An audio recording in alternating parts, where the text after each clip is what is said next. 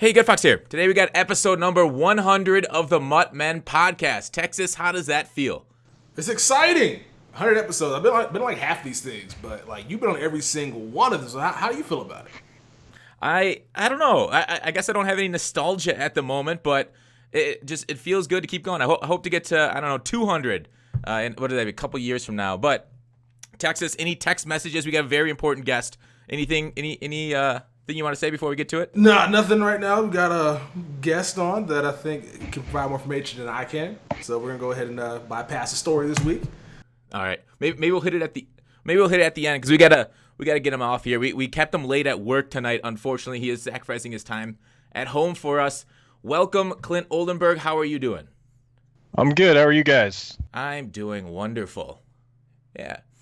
So, could you give us a brief history of you? Basically, start with the day you're born and give us a day-by-day blow until now. The day I was born. Okay. I grew up.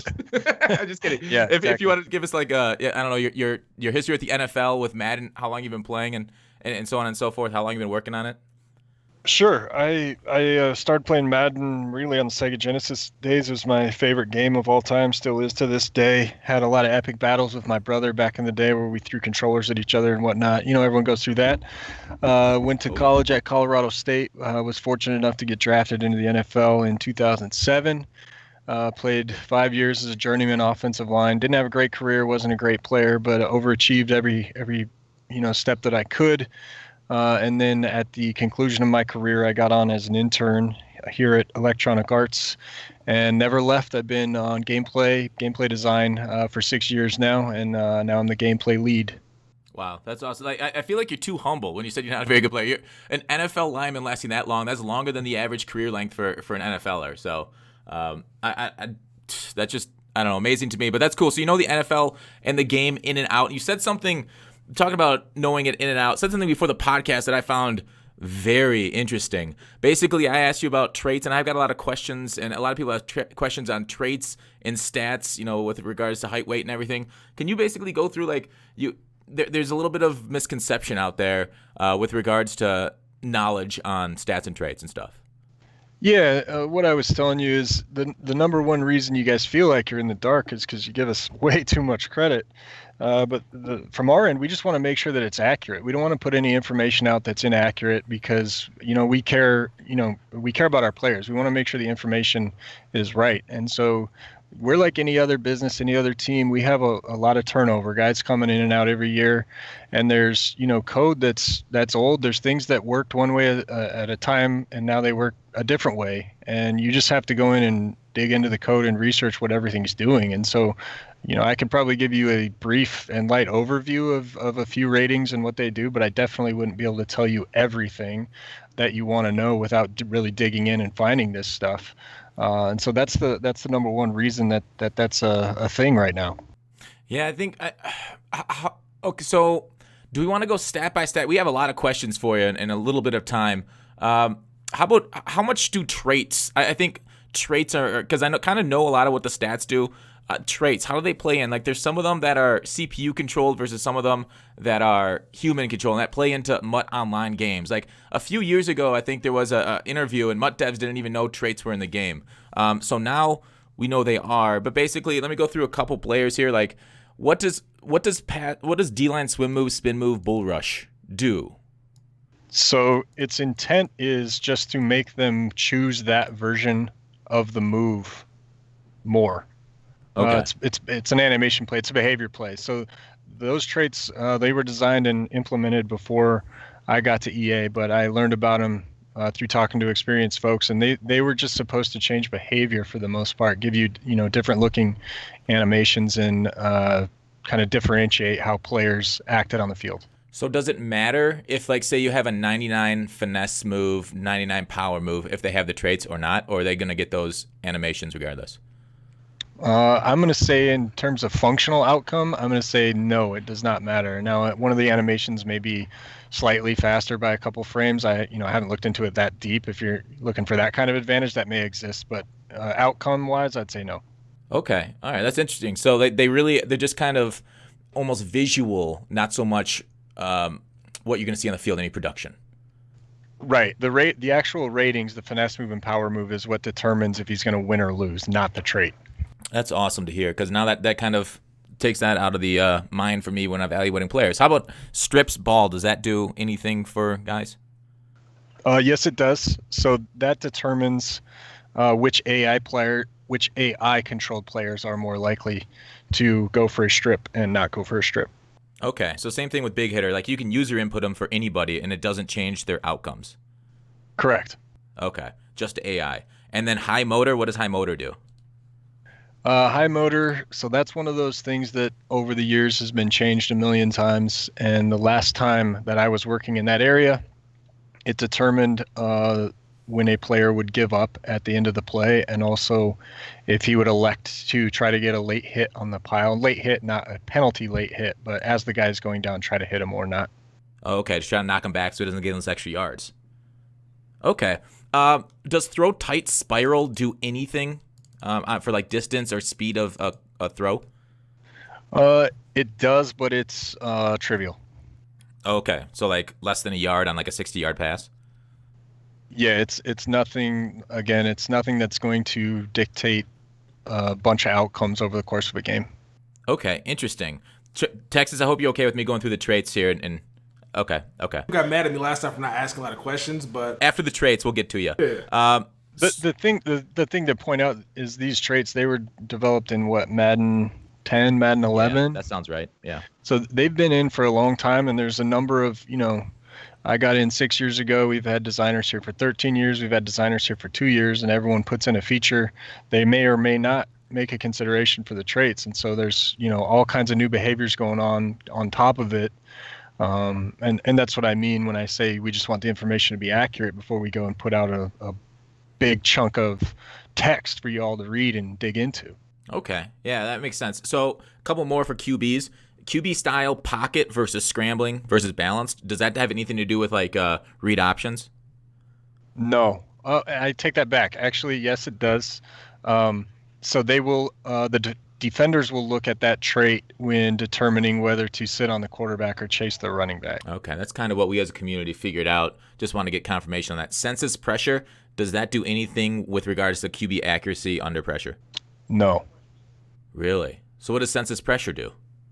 So census pressure has to do, well, if you're talking about the front end trait, correct? Not any of the ones in Ultimate Team. Wait, what's the difference? The chemistries, I mean, the chemistry abilities. No. We'll get to Texas is going to get to abilities. This is just the traits on the player themselves, like average, ideal. What's the other one? Paranoid. Those traits. Do those do anything? Oblivious. Yeah, they determine when a player will decide to scramble. Now, again, this is for AI players, and if they will decide to throw the ball away, scramble, or throw the ball to a receiver, try to force it. Oh, so it's only for CPU quarterbacks, like when you're playing against the in the solos of franchise. To my knowledge, yes. And again, I say to my knowledge. Okay, fair enough. Because some people think like Mike Vick with his trash traits is more inaccurate under pressure because of that census pressure trait. So you're saying it's a maybe for that. Yeah, that's a maybe. I would have to dig in to verify that. And I know that sounds crazy, but it is what it is. Yeah. I mean, game development's hard. How many, if you can say, I don't know if you can, how many like millions of lines of code is Madden? It's up there. There's more lines of code than you, I, and Tex will ever have dollars in our lifetime. Dang, that's a few. So let's see. Throws ball away. I don't think that's a CPU trait. Forces passes. I think it's a CPU trait. Clutch, and I think that's just like at the end of the fourth quarter, right? Yeah, pretty much. Just those comeback drives, that basically the Elway trait.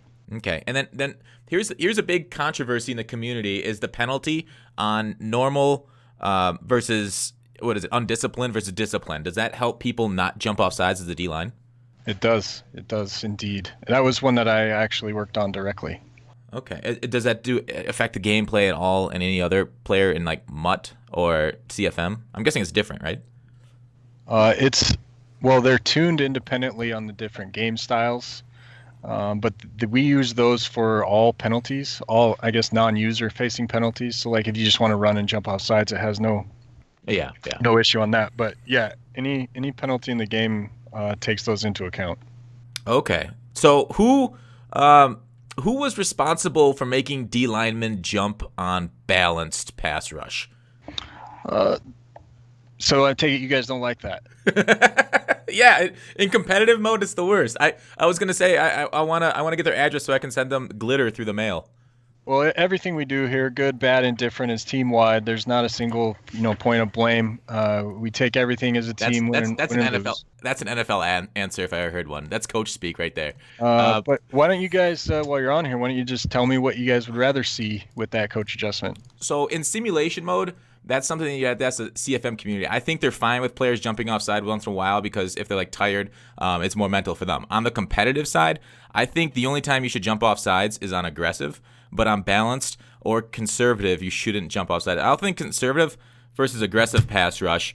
And Tex, let me know if you disagree. Conservative should be better against the run. Aggressive should be better against the pass. There should be like modifiers for it somehow, in my mind, instead of what it currently is, where conservative is useless. Well, conservative actually is there to help versus screens, draws, and scrambling quarterbacks. Yeah, but screens and draws are. Draws actually. That's not a bad point. So that's I didn't know that either. I'm gonna try that out, see, because draw play is the most popular run play outside of the in shotgun this year, as opposed to like the wham and stuff. So I'm gonna have to check that out. A lot of game planted hens, but if the person's throwing the ball down the field, then I don't know. Conservative is not going to be a viable option consistently to prevent him from doing that. Yeah, and it's a good opportunity to share. And I get beat up on Twitter about this take quite often, which is fine. But what the intent of that feature was to be situational. It wasn't intended for you to just click it on and leave it for the whole game. It was, hey, I got a big third down. I'm going to just flip this aggressive adjustment on because I want my guys to get a good get off because I know it's a passing down. And then the next play, all right, it's either fourth down or it's first down, whatever it is. Then I'm going to go back to balanced. And then, hey, this guy's scrambling a little bit. I better go to conservative, and those guys will, get off the blocks easier versus scrambling quarterback or whatnot. It was meant to be situational and not necessarily game wide. Oh, interesting. Texas, what do you thought? Because in real life, coaching adjustment, you don't like if you're coaching a team, you don't just have your pass rushers out there all day. You bring them in situations to dominate. So, whereas with Madden, it's kind of hard to do that because when something's working consistently, people are going to go away from it. And so that's just kind of the difference between what the intent was, what people found that they could do the entire game. So I got some. I guess while we're on this, you got any more questions, Gut Fox, or can I? No, go ahead, take it away, Texas. To some thoughts. So my guess is we're going to be seeing this in Madden 19 coaching adjustment just a tweak. You probably can't answer this, but is there any way we'll see more pros and cons on each side? So for example, with conservative carry this year was super cheesy because nobody fumbled the ball, no matter what it was. But you also still could perform tier 1 ball carrier moves. So let's say Madden 19, if you're on conservative ball carry, wouldn't it make more sense for the ball carrier to go down 1 or 2 tiers in the ball carrier aspect move? So juke move is not as good as it normally would be. Same thing with spin move, same thing with all the other stuff to balance it out compared to what aggressive would be, which just makes, let's say, lesser halfbacks into beasts if you switch that ability on, or switch that adjustment on. Yeah, this is all pretty common feedback on the coach adjustments theme, and we're listening to what everyone has to say, both from the franchise players and the competitive players. It's a little too early for me to say definitively what direction needs to be taken, but we're definitely taking the feedback and seeing what action we can take. Yeah, let us know in the comments what you guys think on coaching adjustments going forward, and then we'll talk about that. Texas, any more on that? Yeah, if we're going to go to that, so I like the coaching adjustments. I don't want to see them out of the game. I know some competitive players put their list together this weekend talking about what we want to see out of the game next year, or what we want to see into the game. I know a lot of them had take coaching adjustments out of the game. I think they'll be fun as long as there's just a happy balance, where balance is fine, but if you want to use the aggressive or conservative features, there's a lot more stiff penalties or bonuses for using that, so that way you're not kind of having people have it on the entire time. Yeah, and this is a great opportunity to let you guys know that it's always beneficial for us when you guys give us feedback to tell us how you want something to be rather than, hey, I don't like this thing or this is terrible. Instead, say, you could make this better by, or this is what I would rather see here. That's invaluable feedback. So what you guys just did was really good. Yeah, don't cuss them out. That doesn't help anybody. No, you'll catch a block that way. Yeah. And on that kind of, it did feel like Texas said it went from useless to overpowered and back during the year. Like right now, like strips ball aggressive is absolutely useless because you're just going to get a face mask every play. So it does feel like I agree going into 19 that more balance on them is kind of the key to keeping them in the game. But like, and on that competitive versus MUT, is there any way for you guys, like you guys made 3 different game modes this year. This might be asking a lot, but is there a way to make like a 4th one for salary cap or for MUT specifically, one or the other? That way, like competitive is on salary cap, maybe MUT mode is on MUT. So that way, kind of the salary cap guys can get what they want. They get the no previous play, the no coach adjustments, the lower the RNG and stuff. And whereas the MUT, we can have more of, I guess, for lack of a better word, casual or more, I don't want to say realistic, but more MUT experience. I don't know. It's something that we talked about even when we first implemented the 3 styles. There was a lot of talk about maybe needing a 4th. Again, the difficult thing is even with the 3 styles, it puts a lot of stress on, instead of the testing matrix for one style, you now went to 12 when you put in the difficulty levels with it. And then to add another one, you just amp the testing matrix even higher. That's an internal problem. That's nothing that you guys need to worry about. But it is something that we've talked about. It's just a matter of making sure that all 3 or all 4 or 5 or a million, however many that we ever come up with, would reach you guys in the highest possible quality. Yeah, it should be a bit easier this year for workload since you don't have to carry NBA Live on your guys' back, right? One team, my man, one team. I like that. I like it. Hey, so I got a question. How often do you guys like adjust tuners for Madden and don't tell us, like in patches? Like the game, sometimes people say, hey, the game feels different now. Do you guys do like tuner adjustment behind the scenes that we don't necessarily see in patches? No, in fact, this year, especially this year, even going back to last year, everything that was in every patch was included in the patch notes. We made sure that we were extremely transparent with everything that was going out in a title update. Sorry, it's actually not a patch, it's a title update. That's a mistake by me. Yeah. So everything that was ever changed was in those notes if you guys read them.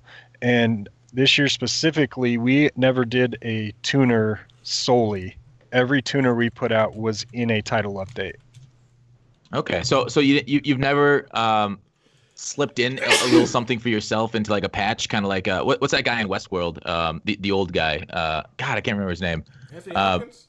Yeah, Anthony Hopkins slipped something into a patch once, an update. You haven't done that, Clint? No, I haven't done that. Good question. Just thought I'd ask before the AI takes over. Yeah, I gotcha. Texas, you got anything?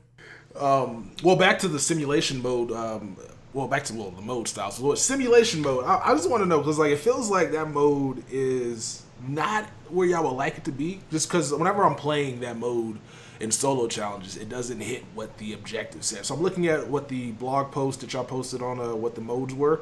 And so one of the features simulation mode was selling was players with elite ratings would be more successful than players with lesser ratings. And then when you get into solo challenges for Madden Ultimate Team, your 90-something overall team or higher overall team cannot beat gold players. So is that because of the sliders, or is that just something that y'all got to work on going forward? Well, it could be the difficulty level. I know those solo challenges jump around on difficulty level quite a bit, so that has quite a bit of an impact if you've ever switched from pro to all Madden. You know how that goes. But what that blog was alluding to is that over the course of time, a good player is going to have a much higher chance of success than a player whose ratings are not as high as his. And really what that was speaking to was, the randomness, for lack of a better term. So, yeah, Antonio Brown, he can drop, one pass or 2 passes out of 100, but out of 100, he's still going to catch 90 of them, where the other guy who, let's say he's a 75 rated guy, he might drop 25 or 30 out of that 100. So looking at it from a more top-down view, good players will be successful much more than bad players in that mode. Okay. Texas, anything else? We move on. Well, Okay. Hey, so why are compressed sets much better in Madden than spread sets? Bunch has been the best formation in the game for 3 years now. That's there's really about three parts to that in my mind. So the first thing, obviously, there's no secret. It's some of the routes, the shorter C routes and the post routes out of the compressed set. Just get the guys open quicker. They can make their cut moves a little sooner on those short routes, and that's something that we got to tune to improve. On the coverage side, in looking at a realistic football, concepts and coverages, those compressed sets have specific coverage rules that teams need to follow to be able to cover those successfully. And we need to keep going further and further and further each year to get those rules in place, get that AI in place, so that we can continue to grow, our AI in our game. And then lastly, something that comes up quite often is, you get those wide receivers in the compressed sets, but they have outside leverage on the defensive box. And so they're just really down blocking and sealing the edge. And that really opens up the run game out of them. So you have a lot of options out of those formations.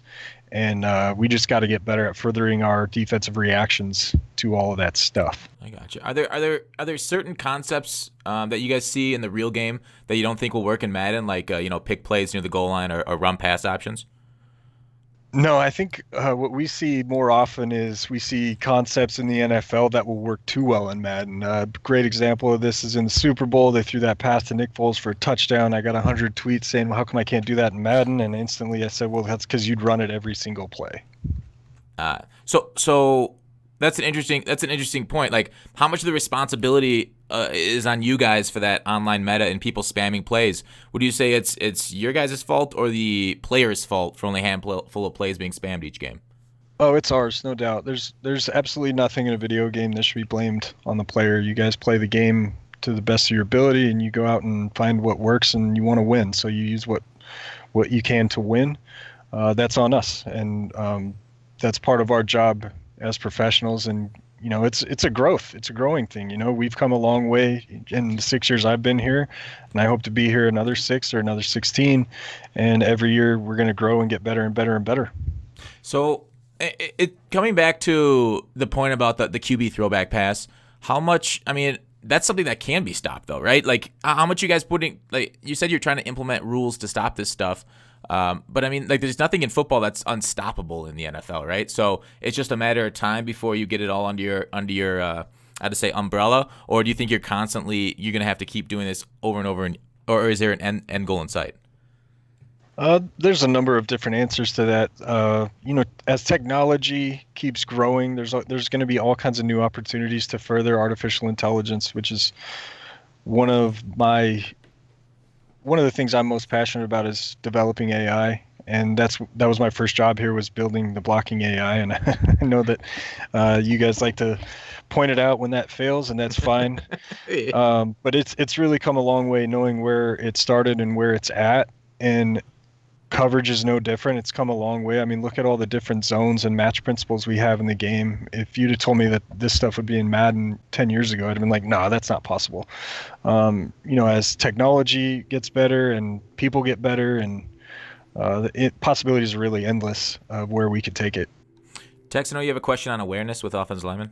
yes. So I feel like this year is probably one of the biggest steps y'all took towards making awareness mean something. I know in the past I've been on the bandwagon and awareness has not done anything, but I know with the linemen and being able to ID certain blitzes without you having to do it yourself has been one of the things y'all been working on. So I've been wondering with awareness, since it's working on linemen, I haven't really tested it yet, but we'll get to that point down the line. But will we see more of a shift on like defensiveness for like cornerbacks and middle linebackers, and seeing awareness actually play a factor on that side of the ball? Well, it does actually play a factor now. It's used awareness is used as a modifier in a number of formulas. It's part of a ton.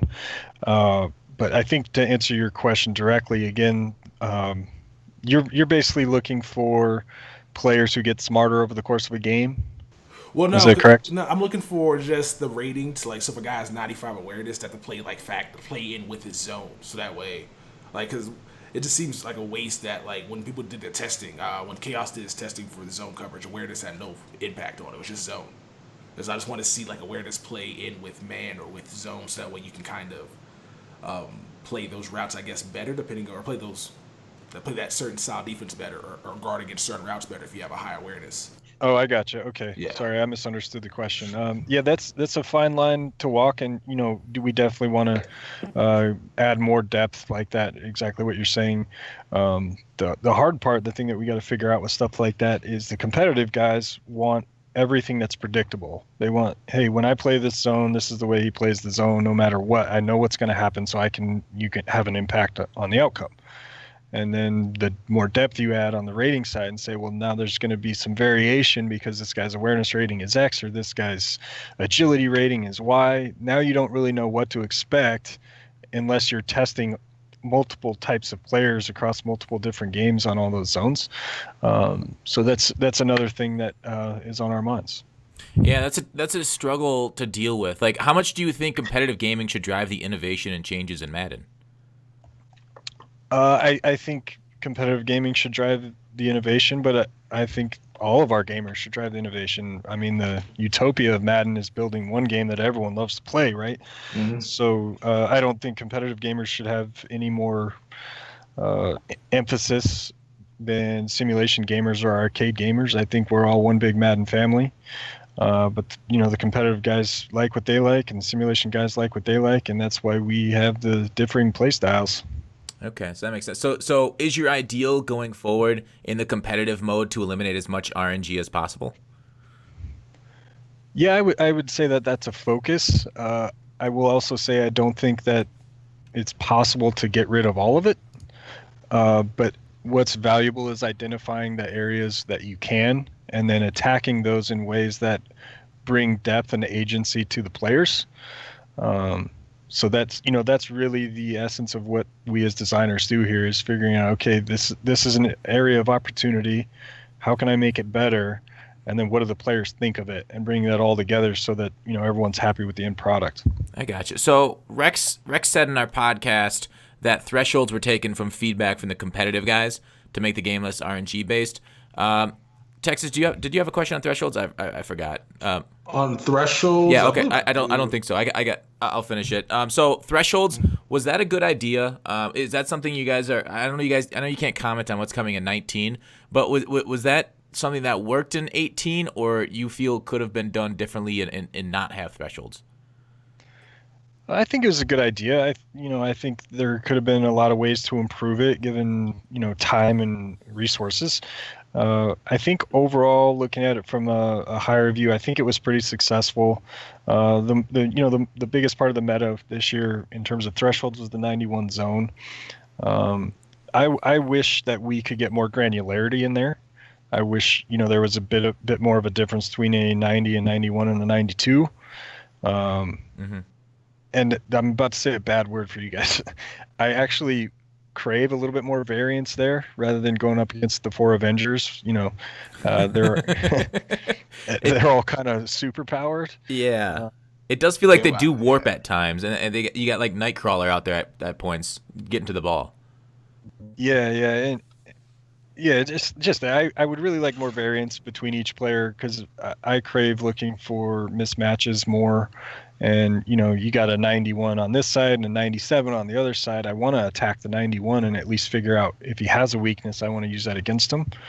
And hopefully this shows that we're just as critical, if not more so, about what goes on in our game than you guys are. We're watching and playing just as much as you guys. We see all the same stuff you see, and we want to take the opportunities as they come to improve everything, every part of the game. We never think that it's perfect. So you talk about attacking weaknesses in players. Is that something that's even possible in the passing game with like deep shots or anything like that? Yeah, to a certain level, it's possible. I mean, obviously, speed is there. Yeah. But that seems like it's the only thing that you could possibly attack on a guy. You could streak a guy if you got plus 10 speed on him. Yeah, there's that. Again, I'm about to say another bad word, but with the aggressive catching, hopefully you can use some height and some spec catch to your advantage there. Now, I know that we've tuned that down quite a bit, so that hasn't been quite as overbearing as it was in 16. But again, another great opportunity to add that variance to each player. Yeah, you keep asking, you keep acting like we're going to judge you here. This is a judgment-free zone. We're fine talking about aggressive catching with granularity. I think actually, me and Tex aren't competitive players, but I think a lot of competitive players are for the granularity more on the players. I don't know if the thresholds worked quite as well, in my opinion, as we hope they would, because they basically make all the cards play the same after a certain level. So now what's the point besides for speed upgrading card? So it doesn't make it like, yeah, these models look like the guys on the field, like, but what's the difference between a lot of them, the way they play? Basically a couple stat points, but then they essentially do the same thing on the field at once. But I don't know, that's kind of my thing. Texas, anything? Yeah, I was gonna say, because I don't think anybody here is really like for the threshold, or just the way they're kind of set right now. I think we all want to see them go up incremental, where 91 and 99 or what? What? No. Nobody wanted to see them go up. We just wanted to see like. No. Well, maybe people wanted to see them. You may have. I mean, I just want to be able to like use different players instead of my team being like the best team possible since like October. But yeah, we hear that, we understand that, and we're aware of that, and I think you guys have been very loud and clear on your thoughts on that, and we're definitely something on the top of the list. Okay. Hey, well, I'm sorry to retread this, but I got a question here. Do you guys tune the game based on analytics for like overused plays or plays that gain too many yards based on your stats, like maybe just from like top 100 players or competitive players, or do you basically tune your game for plays based on feedback from the players only? Both. We do both. So we have a pretty expansive set of biometrics that gives us all the data that we could ever want on what's going on in our game: yards per play, yards per carry, all of that stuff, everything that you could look at. But we also very much not only listen to our players, but try to watch our players play in tournaments, on Twitch, anywhere we can tune in and watch, and try to just keep a pulse on what's going on and try to keep the game as balanced as possible. So what would you say is an unacceptable amount of yards per play for a run play? Like say somebody can get over 5 yards a run every time, or can average 6 yards a run. So our target goal across all running plays is about 4.5. That's what we want. Obviously some go over occasionally, but you'd be surprised when you look at the numbers. Some are not as high as you may believe. Well, and the thing is, like, I think it's hard to kind of tune out the, let's say, less skillful players from the better ones, isn't it? It is a bit, but we can still have telemetry that gives us some of that data. So, like, if you're able to identify just the players in All Madden 1 or just the players that finish top 100 in Weekend League and see what their yards per play average is, that would be able to help you tune the game? Or is that what you do, or do you kind of like more do it based on overall?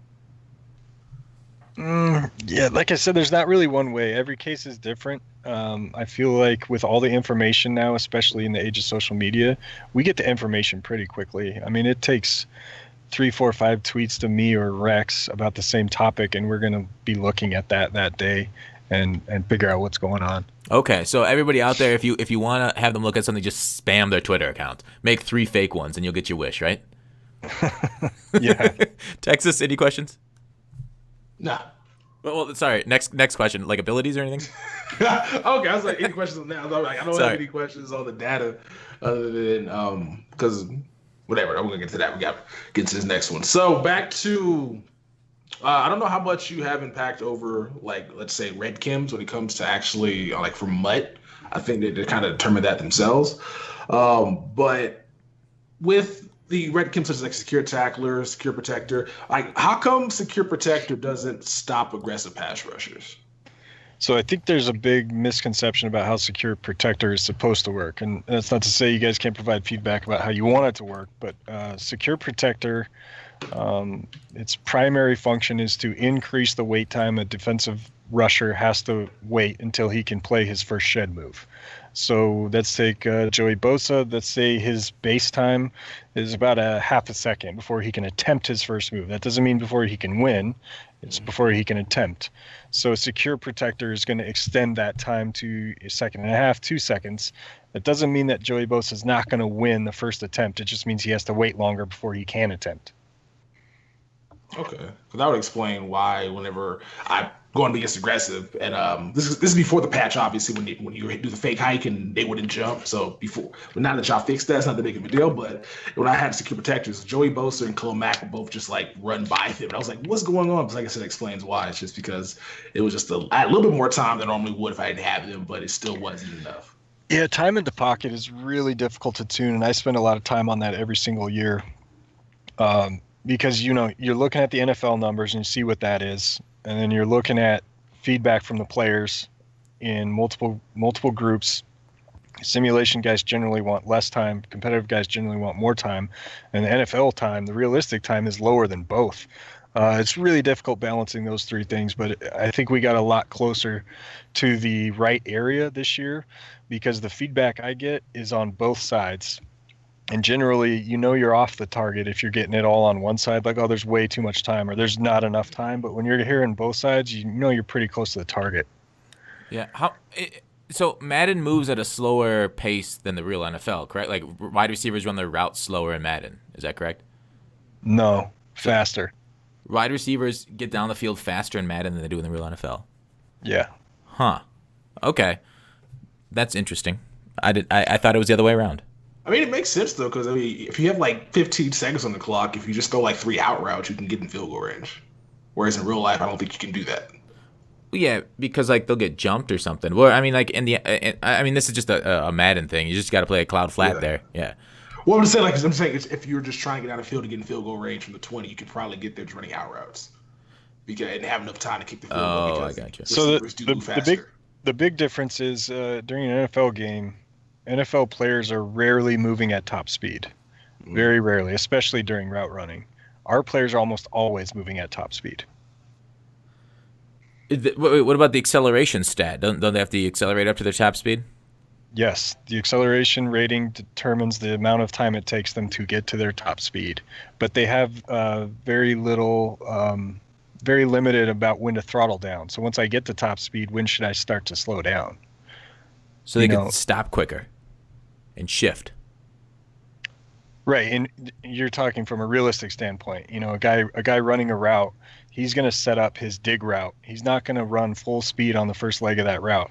He's going to go run at a speed that's he has enough control that he can stick it at the top of his route to try to get open, and then he's going to burst out of that cut. And then if he's, if it's in zone coverage, if he's about to run into a zone, he's going to throttle down and slow down. Our players, in most cases, when they're moving at full speed, until they get tired, they're going to keep moving at full speed. So these guys, that's interesting. I didn't. I never actually thought about that. So these guys that take hits at full speed here in Madden, is that a punishment because they can barely hang on to the ball? Like, are they just moving too fast and the momentum takes the ball out of their hands, or why can't wide receivers hang on to the ball? Every case of a ball being dropped by a receiver is different. So some are, just purely physics impact. A guy ran into him with enough impact that the ball just came out. In some cases, it's a knockout. In some cases, it's a catch rating. Any number of things. Okay, interesting. So, and then talk about running through zones and slowing down. Is there going to be? Is that something you guys are working on? Slowing them down and getting them through zones to get them more like AI to get them open better on their routes? Not at the moment. I mean, it's something we get requests from the community on that every year. Like, hey, I want my receiver to sit down in the zone. Again, the difficult part about designing that is not only getting all the AI correct, but how do I know when you want them to stop and when you don't want them to stop? Worst nightmare for a designer is, oh, I made this cool AI so your receivers are going to recognize zones and sit down. And then the first time you play it, you're like, wait, I didn't know he was going to sit down, or I didn't want him to sit down. I want him to keep running, and he stopped. I'm like, oh, okay, well, we'll just have him keep running. And then you're like, no, wait, I want him to sit down. And so then you start to look at, okay, well, how do I build a mechanic for this? And I want to give the player the control to tell his receiver when to slow down and when not to slow down. And then it snowballs into, well, I'm looking at so many things while I'm back there trying to find my open receiver, and I only have 3 to 4 seconds. I don't have time to figure out when I want my receiver to slow down and stop. So it grows pretty quickly, but it is something that we hear quite often. Yeah, because I see how after Madden 16, option routes and like the run and shoot got broke. Like they don't react properly to the zones anymore. So I can see why that'd be very difficult to code. So I understand that. Texas, any thoughts? No thoughts on that. Okay. It's kind of cool though because it's with the zones, and we're seeing people want this mechanic. I mean, just use Playmaker because that's what that helps. That's much better than just sitting. Yeah. Oh, we just hit time for you, Clint. You got to go? I could take 2 or 3 more questions. You got some real important ones. Yeah, let me do a quick. Let's do like a rapid fire zone. Texas, get a quick question ready. I got rapid 3. Fire. All right. I got 3 here for you, quick, and I got a couple more after that. All right. Are thresholds in connected franchise mode / simulation mode? In some cases, we have animation thresholds, like the ball carrier special moves. Yep. Rex talked that about unlock those. new animations. So yeah, in some cases we do. But like zone threshold, is that in simulation? No. What about arcade? No. Okay. What's the passing short, medium, and long thresholds? All right. So for the short accuracy rating, it's 0 to 20. Medium's 20 to 40, and then 40 plus is deep, but that's from the point of the throw, not the line of scrimmage. No, like by thresholds, I mean like quarterback accuracy, like 91 on the number out of 100. I can't give that out. Oh, no, I don't. I didn't know that. Okay. Does squads, MUT, draft champions, or salary cap have different tuners applied to them? No, the game styles do. Okay. All right. Oh, did I ask that? Shoot. Would Madden ever put out a roadmap for users like other games such as Fortnite has? I could definitely see us doing that at some point in the future. Okay. Texas, any quick ones? Do you think Playmaker is overpowered? I don't know. So this is an interesting topic. I'm glad you guys brought it up. Do you guys think it's overpowered? The chemistry, yes. Not this year with zones being as OP as it is. So you're split. I'm split. My entire offense is Playmaker, so I'm kind of embracing it. Can I ask you another question? Mm-hmm. Do you think that when you have the ability to Playmaker effectively, that it creates a skill gap between you and your opponent? Yes. No. So like maybe, but it's all the same Playmaker. It's all drag your guy, Playmaker him up for the scheme. Like it's the same reason you guys took out the actual Playmaker in 16 and you nerfed it for 17. It's because it's overused and overpowered. Mm-hmm. And I don't disagree with that, but I would say if you go down a few levels, I'm sure you guys are at the top of the Madden gaming board, being the experienced Madden players that you are. A lot of folks don't use it because it's too hard. Yes, but we're worried about like the high end meta mostly, like going down the gaming board where people are running spread sets and they're running like random plays from Ask Madden. That's not really like, it is what it is, but like this is for like the people that have to deal with the high end cheese that I think I'm most concerned with. Yeah, and I understand that. We make, like I said before, we make a game for a number of people, not just the high end players. Everyone has to have fun with the game. But I think the right answer is not necessarily nerfing the mechanic. What it is providing the defense the tools to cover it appropriately. That's a fair point. I'm fine with the mechanic. I just think the ability in MUT is overpowered. Okay. Yeah. So is there an equalizer in the game? No. Is there a dynamic difficulty adjustment in the game? No. Okay. Texas, any other short questions? Yep.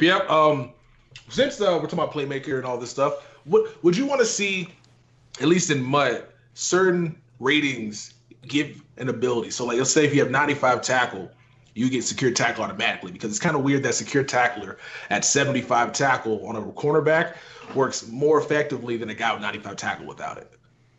I don't know. I'm going to leave those MUT questions to the MUT guys. I appreciate the question and sentiment, though. Okay. Gotcha. Yeah. Let me see if I got any other like burning ones that are really good. I gotta cut. Like, why are we not able to hot route certain routes, like post routes or slant outs anymore? Is it just for gameplay balance reasons? Yeah, mostly. Okay. Also, there is still an argument to be made about realism. We still make an NFL football game, and a lot of those routes aren't valid hot routes as well. Oh, gotcha. Hey, does it hurt you personally seeing linemen taking every play off against 3-3-5 odd? If that were true, yes, it would. Hey, do you think? Okay, so was nano detection a good feature added to Madden? Yes. Has there ever been talk about it going away? There's always light discussion about it, but nothing actionable yet. Okay. All right. That's it for my. That's just probably for the competitive players, to being honest. Actually, competitive players are split completely down the middle. Half like it, half don't like it. But the best thing about it is it's gotten to the point where it's really not been a focus like it was when it first was implemented, and that's the right place for it. Eventually, if you don't even know it's there, then that's going to be a really good time. Oh yeah, agreed. That way it feels, because people hate it when they get stuck going through, especially like on a user rush. People have said they gotten stuck. Yeah, but the best thing about it from a dev standpoint, again, I'm not sure that you guys care about this as much as players, but from a dev standpoint, every time that we see it happen, it gives us a clue as to something else went wrong there that we can adjust and make better. And so over time, you're going to see it happen less and less and less and less. That's and cool. It will be there literally just for the things that it needs to take care of. I could totally see every time it triggers, there's like a red light that goes off on Rex's desk, and he's like, "Oh my god, take a look at this." I'm guessing that's happening, right? Now, usually when that happens, that red light, it's actually a button, and when he hits the button, a red light buzzes at my desk. That's fun. All right. I think. Well, actually, one more. Why do you think people hate animations in Madden, like two-man catch animations, ball carrier moves, and tackling animations? I'm trying to figure that out. My opinion is it's because they think that the game has decided something before it's actually happening, which isn't the case. It just comes down to lack of control. They want to feel like they're in control of their character from whistle to whistle, and we get that. And this topic right here is something that we discuss on a daily basis. The debate is visual quality versus control, and what you got to do is find a really good balance between the two. That makes. I think I've said that before, like, because the game actually looks better when the animations happen. It looks prettier with that Odell Beckham catch. It looks a little bit more like the NFL when this stuff is pre-scripted to look like the NFL, versus like the old Maddens where people say the throwback Madden where it was just user skill. There's no animations, where you just got there and you made the play and so on and so forth. So I can see that being a trade-off, like you say. And would it be possible to do like a throwback animationless Madden 18 game mode? A throwback animation list. Throwback, so 16, 17 modes. Yeah, no, like throw it back to like Madden 10, but with like Madden 18 or Madden 19 game mode, but like just every single animation. There's like no more animations in the game. Would that even be possible? Yes. This is the one I told you about that I was going to correct you. So you literally would not be able to play the game with no animations in it. Everything in the game is an animation. Well, like, I'm not talking like cartoon animations. I'm talking like I don't know how to describe it properly. I think what you mean is you don't want any animations that involve more than one player. I think that makes more sense than what I was trying. Yeah, I think you're reading my mind. Get out of my head. Yeah, I think that's what you're saying. Again, it's like the same thing you asked about before with the RNG. What it is identifying the best opportunities to provide not only agency through player control in the game, but also mechanics, so that you can have that. What am I trying to say? You can have that influence on the outcome that you desire, while we can still make the game look really good. Yeah. And that's where we're at as a team right now. That's where gaming is going, not only for Madden but for everyone. It's how do we make the player know that he's in control the whole time and still make the game pay it off visually. That's awesome. Texas, any last questions for Clint? I gotta ask this just because this has been a theme for the past like 3 weeks. Do you know when they're gonna update draft champions? You have any thought on when these guys are gonna update draft champions? Hashtag It's been almost 3 months. All I can say is the feedback is being heard loudly and clearly on the MUT side. Yeah. All right. Thank you, Clint, so much for hanging out, and sorry for keeping you 10 extra minutes. We really appreciate your knowledge and you coming on the pod. Yeah, thanks for having me. I'm honored and feel blessed to be on your 100th episode. I do hope that it's helpful. I really just, want to make everyone know that we're all one Madden community and know that we're here to provide a great experience to all of our players. So hopefully this was helpful to you guys and your listeners. And if you need any follow-up questions, don't hesitate to reach out. Yeah, definitely. We'll put your Twitter account down in the description. So everybody go ahead, give him a follow. Clint, really appreciate it. Take care, my man. All right. Thank you.